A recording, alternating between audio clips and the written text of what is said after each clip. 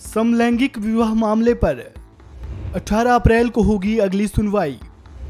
Supreme court से याचिकाकर्ताओं ने की कैसी मांग। भारत में समलैंगिक विवाह के खिलाफ केंद्र सरकार ने ही मोर्चा खोल दिया है। केंद्र सरकार ने सुप्रीम कोर्ट में इसके खिलाफ हलफनामा दाखिल किया है, जिसमें इस विवाह व्यवस्था का विरोध किया गया है। समलैंगिक विवाह को मान्यता देने वाली याचिका पर अब सुप्रीम कोर्ट की 5 जजों की संवैधानिक बेंच 18 अप्रैल को सुनवाई करेगी। याचिकाकर्ताओं ने सुप्रीम कोर्ट से इस मामले की सुनवाई की लाइव स्ट्रीमिंग करने की भी मांग की है। उन्होंने कहा कि ये मामला आम लोगों से जुड़ा हुआ है, इसलिए सुनवाई के दौरान क्या हो रहा है इसके बारे में पूरे देश को पता होना चाहिए। इससे पहले मामले में सोमवार को सुनवाई हुई, जिसमें याचिकाकर्ताओं ने केंद्र सरकार की ओर से दायर किए गए हल्फनामे पर जवाब देने के लिए समय मांगा है। सुनवाई के दौरान चीफ जस्टिस ऑफ इंडिया ने पूछा कि इस मामले पर केंद्र का क्या कहना है। याचिकाओं का विरोध करते हुए केंद्र की ओर से सॉलिसिटर जनरल तुषार मेहता ने सुप्रीम कोर्ट से कहा कि ये सामाजिक नैतिकता और भारतीय लोकाचार यानी स्वभाव या प्रकृति के अनुरूप नहीं है।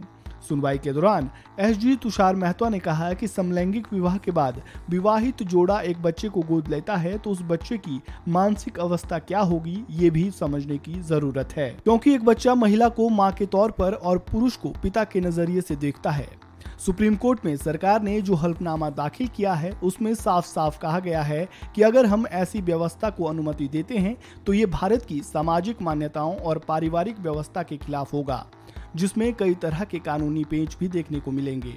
इस साल 6 जनवरी को सुप्रीम कोर्ट ने समलैंगिक शादी के मसले पर केंद्र को नोटिस जारी किया था। साथ ही अलग अलग हाई कोर्ट में लंबित याचिकाओं को अपने पास ट्रांसफर करा लिया था। कानून मंत्रालय की ओर से कहा गया कि भारत में परिवार का मतलब पति पत्नी और उन दोनों की संतानें हैं। समलैंगिक विवाह इस पर खरा नहीं उतरता है।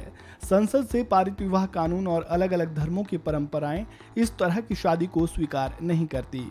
केंद्र ने कहा ऐसी शादी को मान्यता मिलने से दहेज, घरेलू हिंसा कानून, तलाक, गुजारा भत्ता, दहेज हत्या जैसे तमाम कानूनी प्रावधानों को अमल में ला पाना कठिन हो जाएगा। ये सभी कानून एक पुरुष को पति और महिला को पत्नी मानकर ही बनाए गए हैं।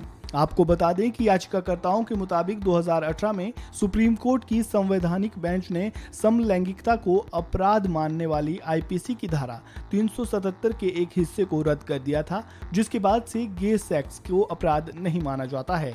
याचिकाकर्ताओं के मुताबिक ऐसी स्थिति में जो लोग साथ रहना चाहते हैं उन्हें कानून के मुताबिक शादी की इजाजत भी मिलनी चाहिए। इस सवाल के जवाब में केंद्र सरकार का रुख था कि दो लोगों के बीच सहमति से बने शारीरिक संबंध को अपराध न समझना और उनकी शादी को कानूनी दर्जा देना दोनों अलग अलग बातें हैं। इस खबर में फिलहाल इतना ही। ताज़ा अपडेट के लिए बने रहें वन इंडिया हिंदी के साथ।